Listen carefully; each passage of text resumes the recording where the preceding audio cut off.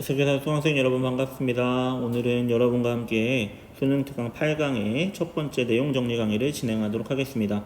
8강이 범위가 넓기 때문에 이번 주와 다음 주에 걸쳐서 약 2주에 걸친 내용 정리를 진행할 겁니다. 여러분도 매일매일 강의 잘 들으면서 복습을 통해서 따라와 주셨으면 좋겠습니다. 오늘 수업에 앞서서 세종대왕께서 하신 말씀을 좀 한번 읽어보고 수업을 시작할까 합니다.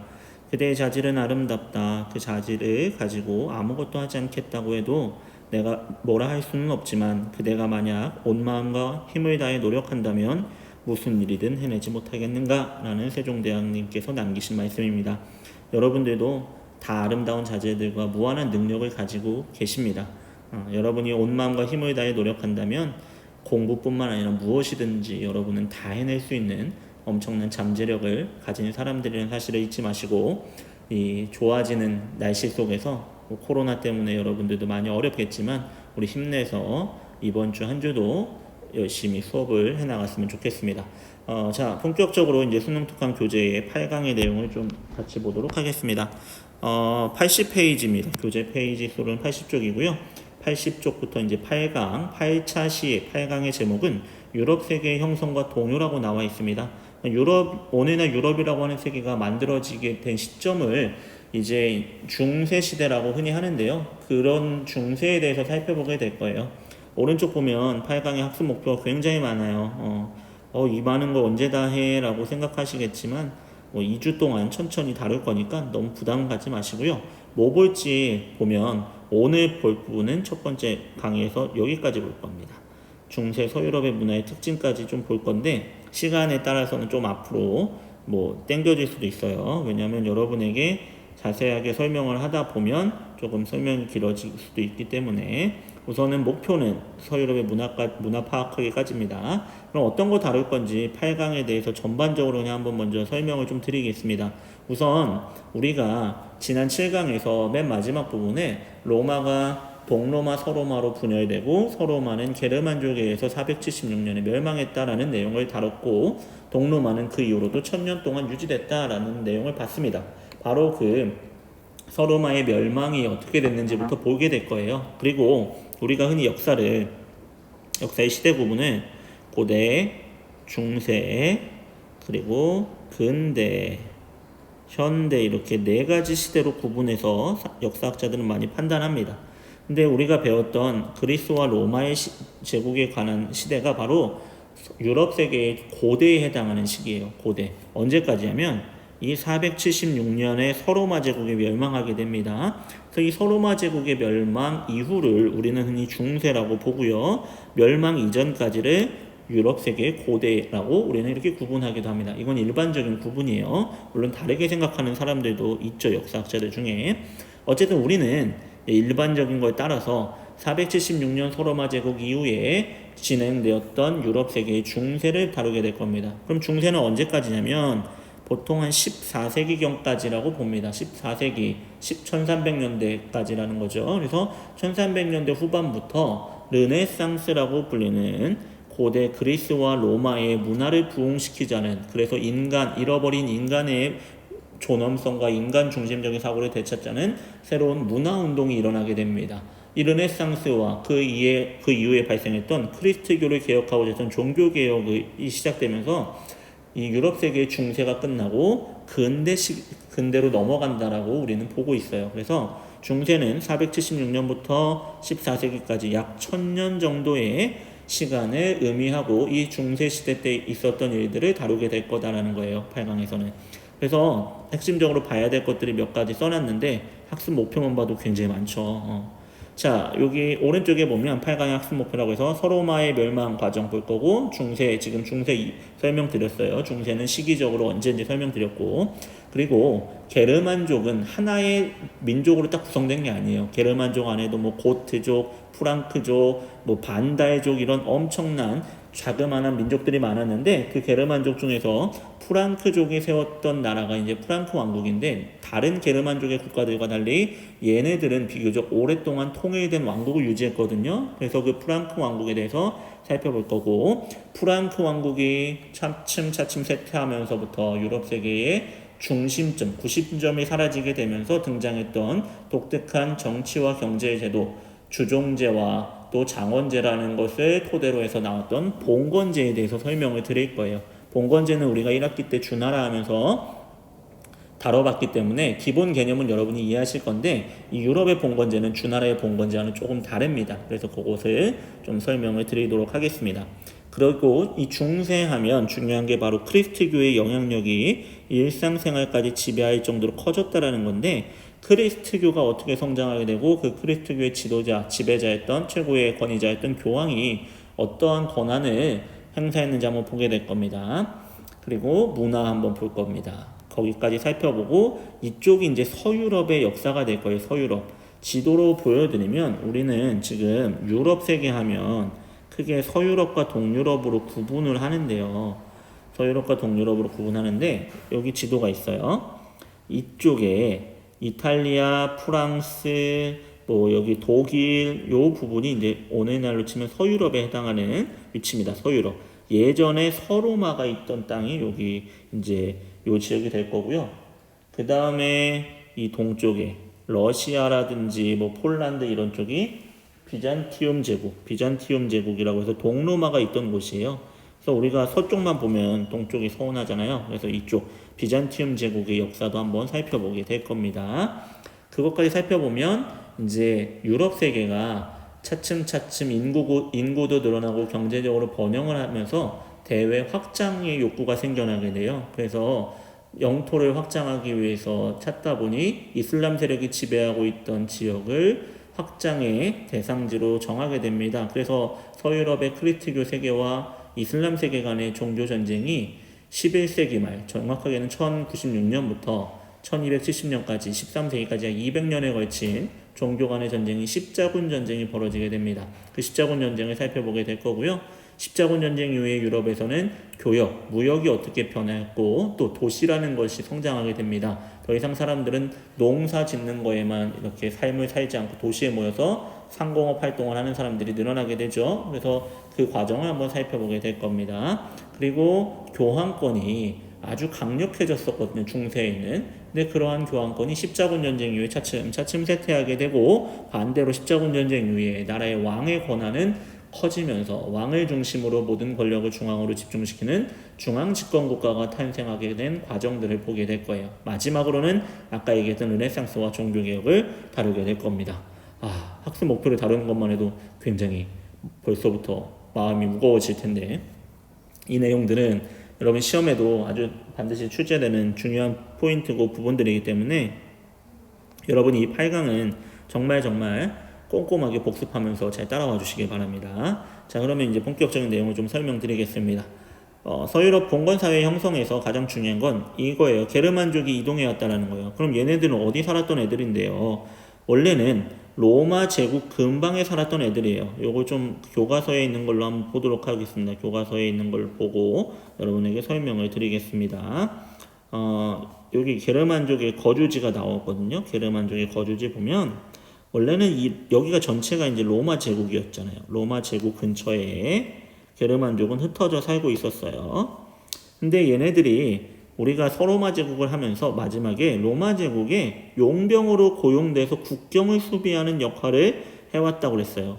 그러면서 로마 제국 안에 살고 있는 게르만족의 인구가 늘어나게 됐다라고 설명을 드렸는데, 게르만족이 본격적으로 로마 제국에 들어오게 된 이유는 첫 번째, 얘네들도 인구가 증가했고요. 더 나아가서 얘네들 원래 유목민이었는데 농사 짓는 비중이 늘어나니까 비옥한 토지가 필요했어요. 더 나아가서 그러니까 농경지 찾아서 로마 제국 안으로 오게 됐는데, 이러한 이동에 영향을 미쳤던 게 바로 중앙아시아에 살고 있던 훈족이 이 게르만족의 근거지 쪽으로 내려왔다라는 거죠. 훈족은 우리가 1학기 때 배웠던 흉노로 이제 기록되어 있는 민족으로 전해지는데요.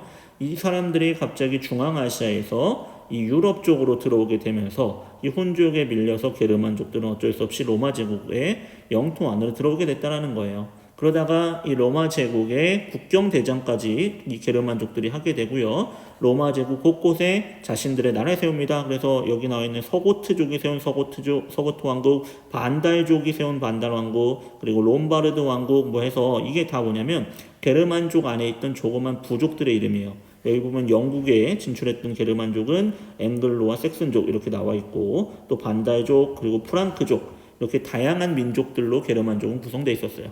이 게르만족이 이 로마 제국 안에 들어와서 자신들의 나라를 세우게 됩니다. 그러면서 서로마 제국은 차츰차츰 힘이 빠지게 되고 결국에 게르만족 출신의 용병 대장 오도 아케르에 의해서 476년 서로마 제국은 멸망하게 되죠. 이때가 이제 서양의 고대 역사가 종말되는 시기입니다.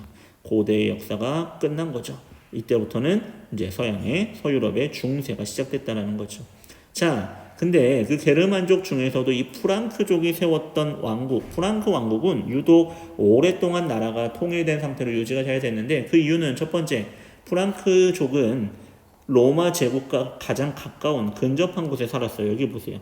그래서 이동거리가 짧았기 때문에 얘네들의 부족 이동이 용이했다는 점이 있었고 또 하나는 뭐 프랑크족은요 나중에 원래 게르만족은 크리스트교를 믿지 않았거든요. 근데 크리스트교를 개종을 합니다. 크리스트를 개종하면서 로마에 있던 로마 제국에 있던 교황의 지지를 받게 되면서 이들의 나라가 오랫동안 유지되게 되는 또 특징이 있었습니다. 어쨌든 이 프랑크족의 왕조를 두 개를 살펴볼 건데요. 그 첫 번째 왕조가 메로베우스 왕조예요. 이건 우리나라의 뭐 이씨, 김씨 왕조처럼 그냥 성을 땄다고 자기 조상의 성을 땄다고 이해하시면 돼요. 클로비스라는 사람이 최초에 이제 왕이 됐던 거예요. 그래서 우리 가문 조상의 성을 따서 메로베우스라고 이름을 붙였습니다. 우리나라로 치면 뭐 이씨 왕조, 김씨 왕조 이런 거라고 보시면 될 것 같아요. 메로베우스 왕조가 세워지고 이 클로비스가 했던 일 중에 가장 큰 영향을 미쳤던 사건이 바로 자기가 개종했던 거예요. 개종했는데 어떤 종교로 개종했냐면 로마 카톨릭. 그 중에서도 아타나시우스파, 우리 앞에 7강에서 니케아 공의회라는 종교회의를 소집해서 크리스트교의 교리를 정했다라고 할 때 삼위일체설을 주장했던 아타나시우스파가 정통이 되고 예수는 인성과 신성이 절반씩 있는 중간적인 존재자라고 주장했던 아리오스파는 이단으로 취급됐다고 그랬잖아요. 바로 이 게르만족이 그 당시에 정식으로 인정받았던 아타나시우스파로 개종했다라는 거. 이 얘기는 당시는요 여러분 혼란한 시대예요. 서로마 제국이라고 하는 큰 제국이 붕괴돼서 여러 게르만족들의 국가가 생기고 아주 혼란한 시기입니다. 근데 그 당시에 교회의 지도자였던 교황은 자신을 군사적으로 지원해주고 힘이 될 만한 세력이 필요했는데 예전까지만 해도 야만인이라고 무시하던 저 게르만족 출신의 왕이 어느 날 우리가 믿는 종교로 개종을 하겠대요. 내가 그를 인정해줌으로써 그는 클로비스라는 사람, 게르만족의 지배자는 일종의 권위를 얻게 되는 거고 명분을 얻게 되는 거고 지배에 대한 교황은 현실적으로 자기를 보호해줄 만한 든든한 지원군을 얻게 되는 이 로마 카톨릭의 교황과 이 게르만족 지도자 사이에 이러한 보이지 않는 협력 관계가 이때부터 시작되기 시작했던 거죠. 그래서 게르만족 중에서 프랑크족은 로마 카톨릭으로 빠르게 개종을 했다. 클로비스 때라는 거 한번 알아두시고요. 클로비스가 왕이었고 이 메로베우스 왕조가 유지되고 있는데 카를로스 마르텔이라는 사람이 있었어요. 이 사람은 왕은 아닙니다. 궁제라고 해서 궁궐 안에 있는 재산, 그러니까 오늘날로 치면은 궁궐의 모든 것들을 총책임지는, 우리나라로 치면 국무총리쯤 되겠죠. 그 정도의 권한을 가진 사람이었는데 이 사람이 실제적인 권한을 장악합니다. 왜냐하면 여러분 기본 강의에서도 보셨겠지만 이 게르만족은 왕이 죽은 다음에도 분할 상속을 해요. 분할 상속. 자식들에게 똑같이 나눠주다 보니까 시대가 지나면, 세대가 지나면 지날수록 그 제국의 힘이라든지 왕권이 떨어질 수밖에 없어요. 그러니까 궁궐 안에서 실제적인 일을 총괄했던 카를로스 마르텔이라는 사람이 권력을 장악하게 되었던 거죠. 그런데 이 마르텔이란 이름은 뭐 우리말로 번역하면 뭐 망치라고도 불려진다고 하더라고요. 근데 이 카를로스 마르텔에서 중요한 건 바로 이 전투는 여러분이 꼭 기억하셔야 돼요. 우리가 1학기에 서아시아 세계의 이슬람 제국들을 보면서 이 전투가 나왔습니다.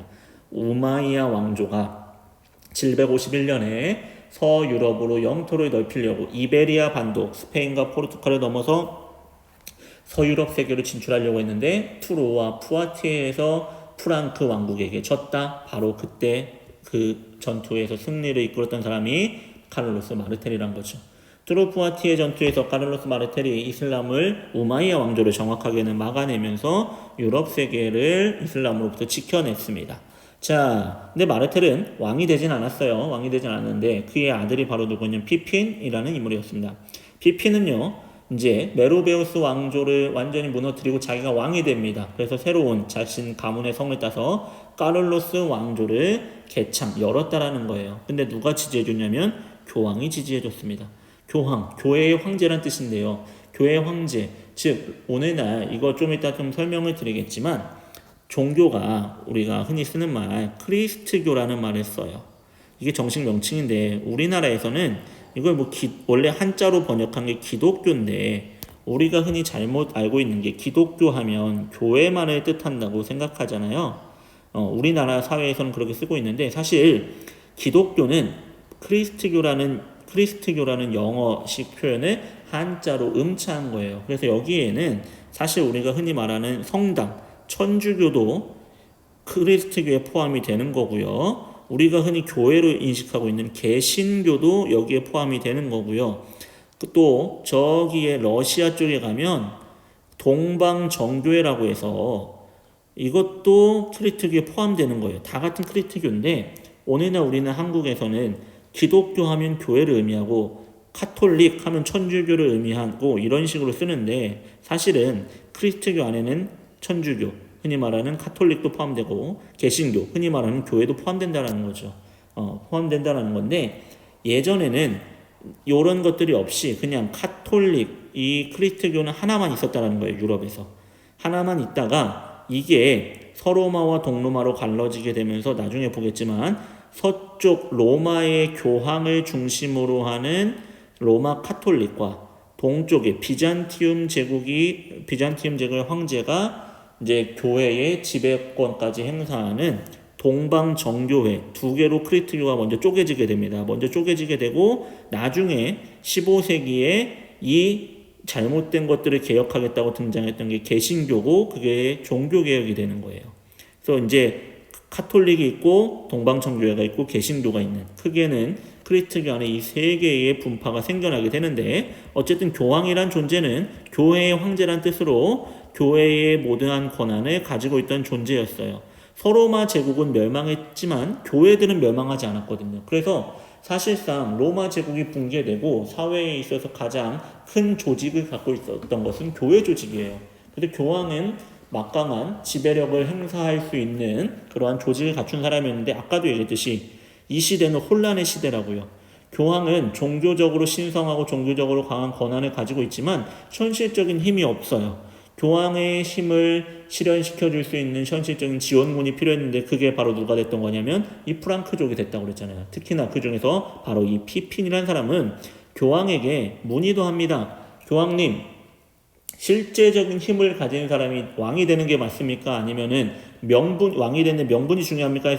물어봤을 때 교황이 실제적인 힘이 있는 사람이 왕이 되는 게 맞지 하면서 피핀의 손을 들어주게 되고 피핀은 그 지지 속에서 메로베우스 왕조를 멸망시키고 이제 새로운 까를로스 왕조를 만든 거예요. 자기가 왕이 된 거죠.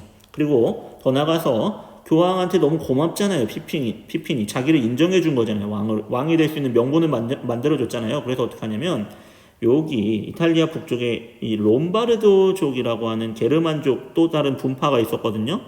얘들을 공격해가지고 이 땅을 차지한 다음에 여기를 그러면 이 지역은 제가 교황님에게 바치겠습니다 해서 교황님의 명령이 미치는 땅이라는 뜻의 교황령으로 삼으라고 이 땅을 기증해요.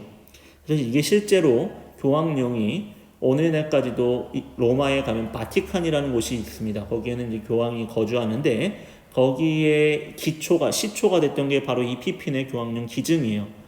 교황과 피핀 사이에 아주 밀착되는 모습이 생겨나게 되고 더 나아가서 교황과 이 까를로스 왕조 사이에 아주 가까워지게 된 계기가 됐던 게 바로 이 피핀 때의 일이라는 거죠.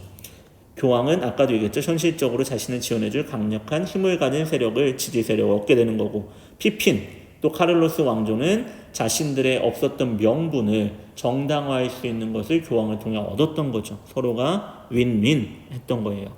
자, 어쨌든 피핀이 이렇게 까를로스 왕조를 만들고 나서 전성기는 바로 피핀의 아들이었던 까를로스 대제라고 불리잖아요. 이 사람은 그만큼 했던 일이 많다라는 거겠죠. 이 사람 때 이제 전성기를 맞게 됩니다. 그래서 이 카를로스 같은 경우는 예전 서로마 제국의 영토를 대부분 차지합니다. 그리고 곳곳에 교회를 세워서 크리스토를 전파합니다. 그러니까 교황 입장에서는 이 카를로스가 교회도 세워서 크리스토교 전파해주고 더 나가서 자신의 든든한 지원자가 되어 얼마나 예쁘겠어요. 그래서 서로마 제국이 멸망한 476년 이후에 이 땅에는 황제가 로마 제국의 황제가 없었거든요. 근데 땅도 웬만큼 회복했겠다. 너는 그리고 크리스토교 전파도 잘하겠다. 네가 황제해 하면서 800년에 이 카를로스에게 황제의 관을 씌워줍니다. 그걸 좀 어려운 말로 대관이라고 합니다. 네가 이제 서로마 제국의 황제가 되라고 교황이 공식 인정해줬다라는 거죠.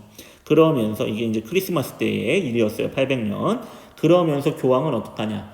이 카를로스 왕조와의 동맹관계를 더 튼튼히 하면서 더 나아가서 동쪽에 있었던 또 다른 로마 있었잖아요. 비잔티움 제국에서 계속해서 교황에 압박해왔던 거예요. 야, 너 우리 말 들어라.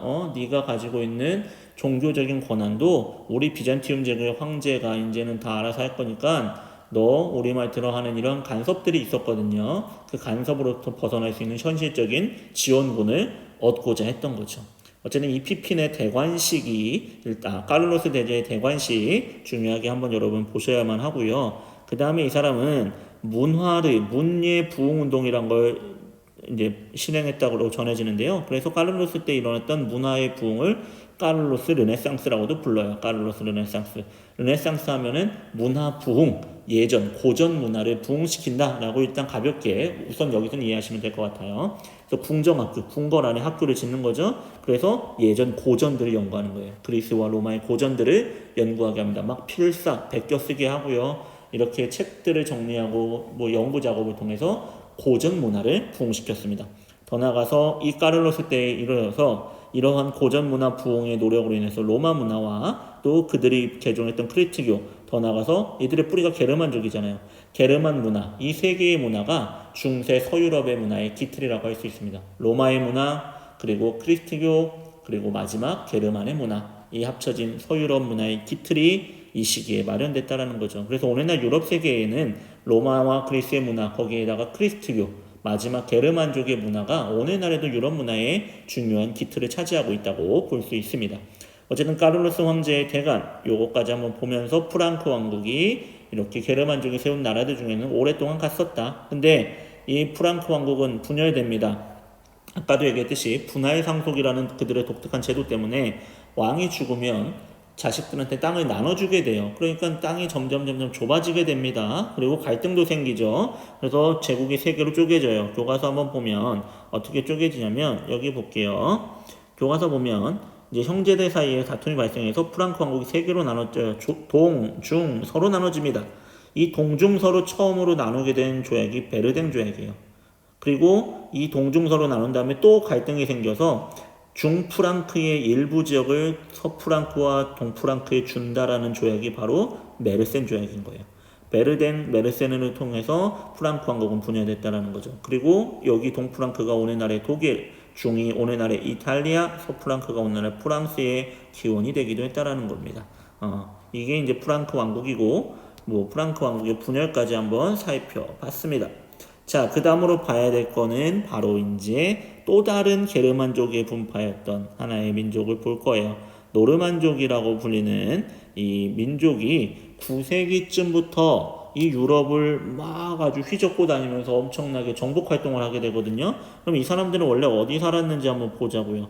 이 사람들이 살던 곳은 스칸디나비아 반도예요. 스칸디나비아 반도를 여러분이 잘 모르실 수 있어요. 한번 보여드리도록 하겠습니다. 지도를 볼 필요가 있는데요. 한번 지도 보시면 오른쪽에 지도 볼게요.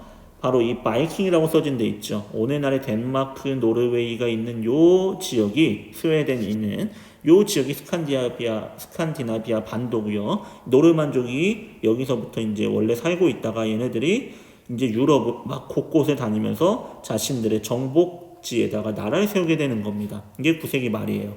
그래서 어디 세웠냐면 노브고르드 왕국이라고 여기 왼쪽을 같이 볼게요. 왼쪽을 보면 노브고르드 키예프는 바로 다 이쪽 오늘날의 러시아 근처입니다. 중앙아시아를 지나서 러시아 쪽에 세운 나라고요. 그리고 노르망디는 우리 이제 이번에 2차 대전 배우면서 노르망디 상륙작전이라는 거 이제 마지막 부분쯤에 가면 배울 거거든요. 이 프랑스에 있는 지역인데요. 여기에도 얘들이 정복된 왕국을 세웁니다. 그리고 하나 노르만 왕조는 영국에 들어가서 영국을 점령하면서 세웠던 왕조예요. 그리고 시칠리아는 여기 이탈리아의 남쪽의 섬 시칠리아를 의미하는데요. 유럽 곳곳에 그들이 정복지에다가 나라를 세우게 되면서 엄청난 활동을 했습니다. 정복 활동을. 그래서 그들을 바이킹이라고 불렸고요. 이게 9세기 말부터 유럽의 서유럽의 상황이었다라는 거죠.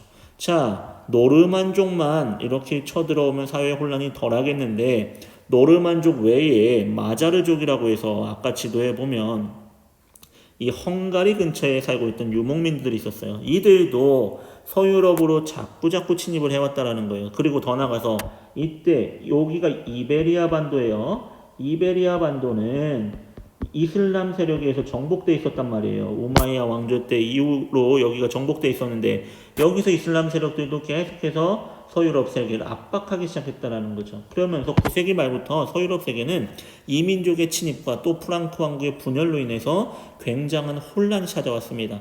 그러면 어떻게 됩니까? 내 스스로 나를 지켜야 되는 거예요. 내가 무장을 하고 나가서 외적들을 막아야 됩니다. 왜? 중앙 정부가 없어요. 그 전까지는 프랑크 왕국이 강하게 전성기 때만 해도 외적을 막아주는 등의 역할을 했는데 더 이상 그런 역할을 하는 중앙 정부가 없는 겁니다. 그럼 어떡합니까? 내 스스로 무장을 해서 내가 나가서 싸울 전사가 되는 거죠. 힘을 갖춘 기사계급, 전사계급이 등장하게 되고 이 사람들한테 힘없는 농민들은 자신을 의지할 수밖에 없게 되는 상황이 발생하는 거예요.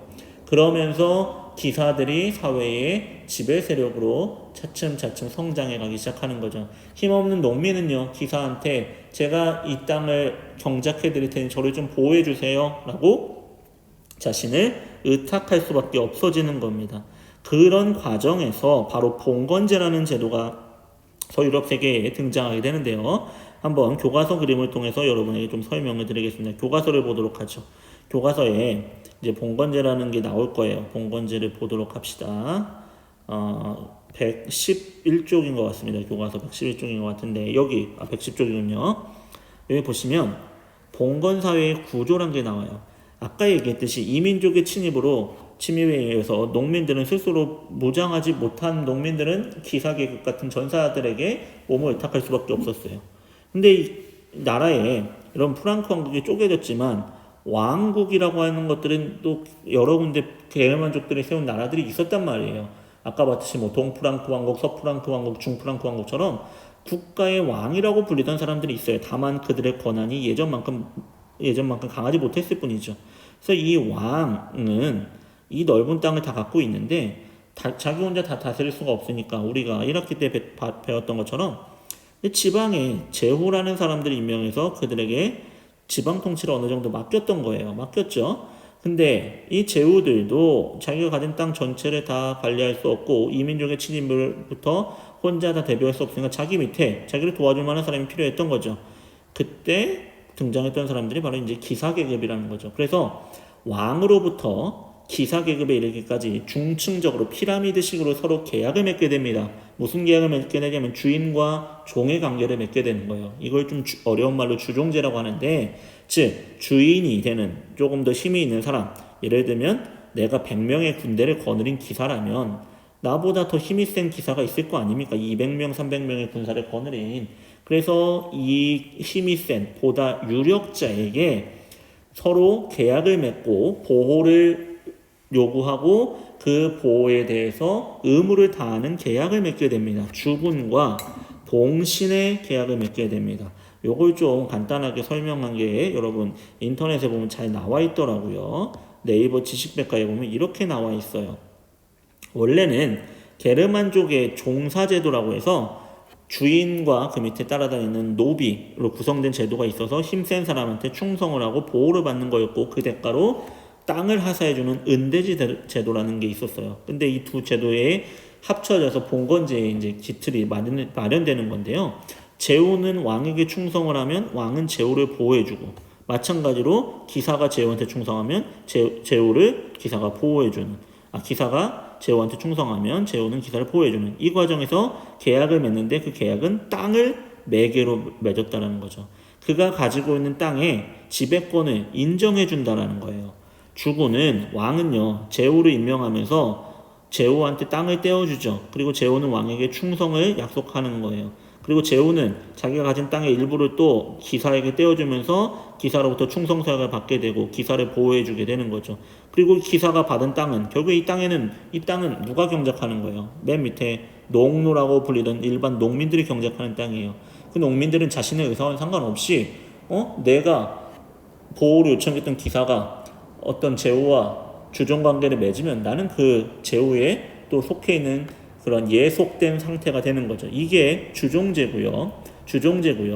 그들이 하사받았던 땅을 좀 어려운 말로 부여했다 봉토라고 하는데 봉토가 하나의 장원이 되는 거예요.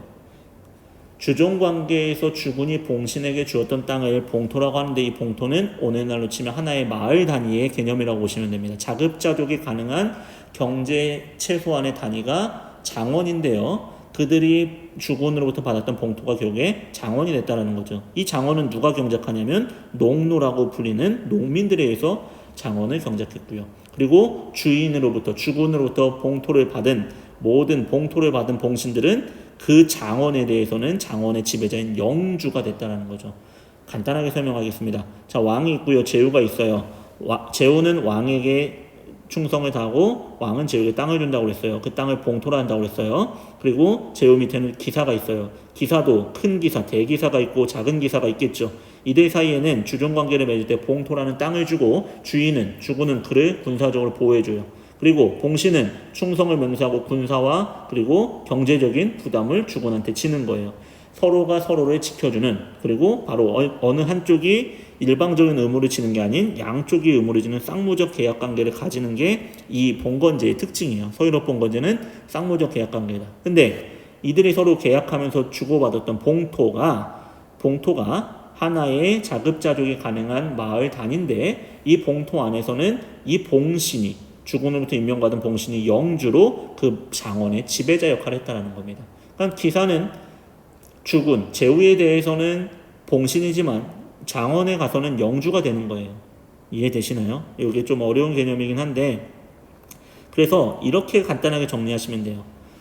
이 봉건제라는 것은 유럽의 봉건제라는 건 정치적으로 힘이 센 사람과 그리고 그에게 보호를 요청하는 사람들 사이에 주종관계를 맺는 정치적으로는 주종제에 기반하고요. 경제적으로는 그들이 주종관계를 맺으면서 주군에 의해서 봉신에게 주어진 봉토를 하나의 자급자족적인 생활 단위로 하는 장원에 의해서 경제가 돌아가는 장원제가 경제적인 기반이었다는 거죠. 정치적 주종제 그리고 경제적 장원제에 의해서 돌아가는 시스템이 서유럽 봉건제였고 이러한 봉건제는 기본적으로 모든 권력을 지방에 나눠줄 수밖에 없는 구조였기 때문에 지방 분권적인 사회 질서가 만들어졌다는 내용까지 한번 보시면 될 것 같습니다.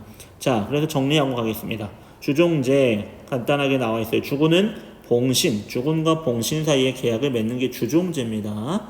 주군과 봉신, 이 봉신은 기사가 제후랑 맺을 수도 있고 제후와 대제후가 될 수도 있고 작은 기사와 큰 기사가 될 수도 있고 그러니까 계약은요 단 한 건만 맺는 게 아니에요. 서유럽 봉건사에는요 여러 주종 관계를 동시에 맺어도 상관이 없어요. 내가 의무만 지킨다면. 자, 그래서 이때 땅을 매개로 한다고 그랬죠. 그 주고받은 땅이 봉토라고 했습니다. 그래서 봉토가 이 봉신은 봉토가 다른 말로 장원이라고 이해하시면 될 것 같아요. 하나의 마을 단위. 이 봉신은 이 장원의 영주가 되는 거죠. 그리고 일반 백성들은 이 영주의 밑에 속해 있는 농사짓는 농노가 되는 거예요. 이 구조만 좀 개념만 여러분이 머릿속에 이해하시면 서유럽의 봉건제도 이해가 가능할 겁니다. 자, 어쨌든 정치적인 주종제에 의해서 만들어지는데 충성서약하고 쌍무적 계약관계란 말 좀 기억합시다. 양방의 의무가 있어요. 주군의 의무는 뭐냐면 내 봉신을 군사적으로 보호해줘야 돼요. 반대로 봉신의 의무는 주군에게 군사적 충성, 더 나아가서 경제적인 일종의 공납 형태의 것을 바쳐야 되는 의무가 있는 거죠. 그래서 어느 한쪽이 약속을 안 지킨다. 그럼 이 계약은 주군과 봉신의 주종제는 파괴되는 거예요. 이게 서유럽 봉건사회의 특징입니다. 더 나아가서 주군은 봉신에게 자기가 준 땅, 봉토에 대해서는 함부로 간섭할 수 없어요. 그걸 좀 어려운 말로 불입권이라고 하는데 불입, 들어올 수 없다라는 겁니다. 영주가, 그러니까 봉신들은 아까 다 주군으로부터 받은 봉토 안에서 그 봉토가 이제 일종의 하나의 마을 단위인 장원이라고 그랬잖아요. 여기서 내가 영주로서 군림한다고 그랬잖아요. 내가 누군가의 봉신이긴 하지만 내 장원 안에서 내가 왕인 거야. 쉽게 말하면 이거예요. 학교로 생각해 볼게요. 학교에 교장 선생님이 있어요. 교장 선생님이 있고 학급에 담임 선생님이 있어요. 담임 선생님이 운영하는 학급을 여러분 장원이라고 생각해 봅시다. 그게 하나의 마을 단위라고 생각해 보세요. 여러분이 그러면 농노가 돼야 되는 건지 그것까지는 좀 너무 비약적인 설명이긴 한데, 교장 선생님은 담임 선생님에게 뭐 주종 관계를 요구하지 않지만 일종의 여러분의 지도, 생활 지도나 이런 것들을 맡겼죠. 담임 선생님이 여러분의 학급 교실에서는 최종적인 권한을 가진 권한자가 되는 거예요. 교실에서는 영주가 되는 거죠. 쉽게 말하면. 근데 교장 선생님이 갑자기 아무 때나 시도 때도 없이 교실 문을 벌컥벌컥 열고 들어와서 여기는 왜 이래 이렇게 할 수 있나요? 그럴 수 없잖아요. 그게 바로 불이권이라고 생각하시면 돼요. 적어도 영주, 장원에 대한 영주의 권한을 인정해줬다는 거죠. 그래서 특히나 재판하거나 또 세금에 대한 것들은 간섭하지 않는 겁니다. 그건 네가 너의 장원 안에서 네가 알아서 해라고 인정해줬던 게 불입권이에요. 불입권. 자, 그 다음으로 봐야 되는 게 이제 장원제에 대한 설명을 좀 볼게요. 이러한 주종제에서 특히나 불입권으로 인해서 지방분권, 권력이 지방으로 나눠진다는 거예요. 뭐냐면 지방분권과 좀 대비되는 개념이 여러분 중앙집권이에요. 중앙집권. 중앙집권과 지방분권은 역사적으로 좀 대비되는 개념인데, 중앙집권은 권력을 중앙으로 집중시킨다는 거죠. 황제 같은 막강한 권력자의 권한을 모으는 게 중앙집권이라면, 지방분권은 권력을 나누는 거예요. 권력을 나누는 게 지방분권인데, 자연히 왕이 있지만 지방의 제후들, 그리고 제후 밑에는 기사들에게 각종 불입권 같은 것들을 인정해주다 보니, 그리고 이 장원에서는 봉신들은 재판도 하고 세금도 걷는 게 자율적으로 하다 보니 권력이 당연히 지방으로 나눠질 수밖에 없는 거죠. 그래서 지방분권을 촉진한 게 이 주종제의 하나의 특징이다라고 봐주시면 될 것 같고, 그 다음 장원제 같은 경우는, 장원제는요 기본적으로 장원은 아까 말했던 이 봉신이 부여받은 봉토가 하나의 장원이 된다는 거예요. 마을라고 생각하시면 돼요. 자급자족이 가능한, 생산이 가능한 최소한의 생산 단위가 장원이다 라고 보시면 되는데, 장원의 구조를 좀 보실 필요가 있습니다. 장원의 구조를 한번 보면, 크게 농노가 경작하는 땅이 있고 영주가 가지고 있는 땅이 지경지가 또 따로 있어요. 가장 중심에는 영주의 성과 교회가 위치합니다. 그리고 여기에 보면은 이제 경작지들이 있는데 독특한 게 있어. 추경지, 춘경지, 휴경지라는 말이 있는데, 이건 뭐냐면 이게 바로 삼포제라는 제도예요. 삼포제는 교과서 설명 봅시다. 춘추, 봄춘, 가을추, 그리고 쉬는 땅이에요. 그러니까 땅을 세 종류로 구분했다라는 거죠. 그래서 어떻게 하냐면 이 땅은 봄에만 경작하는 거고, 여기는 가을에만 경작하고, 여기는 놀리는 땅이에요. 근데 이것을 왜 했냐면, 옛날에는 비료도 없고 농업기술의 기술력이 떨어지다 보니까 땅의 생산력이 시간이 갈수록 점점 줄어든단 말이에요. 그래서 어떻게 합니까? 토지를 서로 돌려가면서 토지가 쉴 수 있는 시간을 마련해 주면서 자체적으로 생산력을 회복할 수 있게 이렇게 농지를 세 개의 종류로 나눠서 운영했던 겁니다. 이게 삼포제입니다. 삼포제라는 방식으로 농민들이 이 장원에서 농경지를 운영했고요. 여기 보면 제빵소, 방앗간, 대장간 같은 시설들이 있어요. 이건 공동 이용 시설인데, 이거 소유권은 누구한테 있냐면 영주한테 있어요. 그래서 농민들이 여기를 쓸 때마다 영주에게 시설 이용료를 납부해야만 했습니다. 그리고 농민들은요, 영주의 경작지가 있어요. 영주 경작지. 여기는 이제 농민 경작지도 있고 영주 경작지도 있는데, 울타리는 치지 않아요. 울타리는 치지 않고 각자 이제 구분을 이렇게 엄밀하게 나누지는 않았지만 영주 땅과 농민 땅으로 나눠져 있어요. 영주 지경지는 우리 고귀하신 영주님이 직접 가서 밭을 가고 논에 가지 않아요. 그럼 누가 갑니까? 농민들이 일주일에 2, 3회씩 가서 밭 갈아주고 여기를 경작해 주는 거예요. 여러분, 교과서 111쪽에 그 당시 중세의 농노들의 삶을 나타낸 제식을 하나 보도록 하죠. 보도라는 사람이에요. 사람 이름인데, 이 보도라는 사람이 아내와 세 자녀를 데리고 살고 있었는데 집터에 목초지 두억으로 나무를 바라고 있었다. 일주일에 3일은 자기 땅을 경작했습니다. 그리고 일요일은 쉬어야 돼요. 왜? 교회 가야 되니까. 그리고 나머지 3일은 수도원의 직영지. 자, 여러분, 이 장원 안에는 영주가 가지고 있는 영주의 직영지도 있고 교회도 땅을 갖고 있어요. 교회의 직영지도 있는데 교회의 신부님, 오늘날로 치면 성직자들은 경작하지 않아요. 왜? 그들은 종교적인 일을 하는 게 그들의 의무이기 때문에 경작, 농사 짓는 거는 농민이 하는 거라고 생각했어요. 농민은 농사 짓는 거고 전사는 나가서 싸우는 거고 성직자는 기도하는 계급, 그래서 각각의 역할이 신이 주신 게 다르다라고 생각해서 교회 직영지도 아니면 영주의 직영지를 농민들이 가서 경작을 해줬다라는 거예요. 그래서 이 기역에 해당하는 걸 뭐라고 하냐면 교과서에 찾으면 노동지대라고 합니다. 지대라는 건 땅을 빌린 대가로 지불하는 비용을 지대라 하는데, 농민들은 영주 또는 교회의 직영지에 가서 강제적인 노동을 통해서 자기가 이 농촌 안에서 보호받고 살고 있다라는, 그리고 이 전체가 원래 영주의 거라면서요. 장원이 영주의 장원에서 자기가 일부 땅을 농경지를 소작받아서 빌려서 농사 짓는 거에 대한 땅을 빌린 대가인 지대를 노동지대로 일단 하나 이렇게 그들에게 갚았다라는 거예요. 노동지대, 노동의 의무가 있었다라는 거고, 그 밑에 쭉 볼게요. 직영지는 관리인이 있었는데 뭐 쭉 보고 농노가 경작한대요. 그들은 밑에 중간 생략됐죠. 일주일에 3일이라는 거 말고도 소작료라는 거 뭡니까?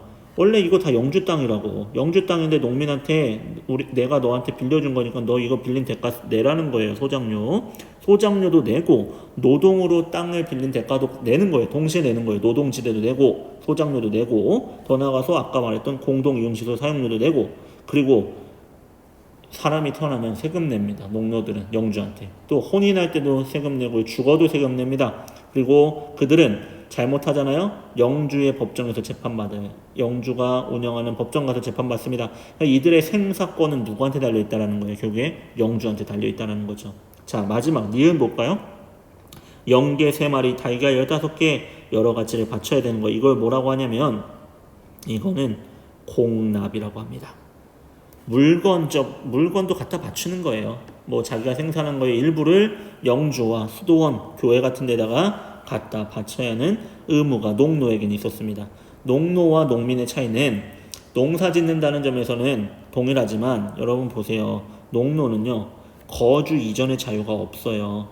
그리고 이 사람들이 고대의 노예와 다른 점은 결혼할 수 있고 가정도 꾸릴 수 있고 땅도 가질 수 있어요. 하지만 거주 이전 못합니다. 예속되어 있다는 거죠. 장원에 예속되어 있어서 영주에 의해서 지배를 받는 존재였다라는 거죠.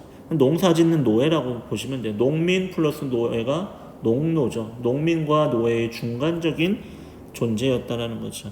자, 이렇게 중세 유럽은 정치적으로는 유력자들 사이의 주종 관계에 의해서 운영되고, 경제적으로는 이 봉신으로 임명받은 사람이 부여받은 봉토가 곧 장원이 되는데, 그 장원의 농노에 의해서 생산되는 이 장원을 중심으로 하는 사회의 구조가 만들어졌다. 이게 바로 봉건제라는 거죠.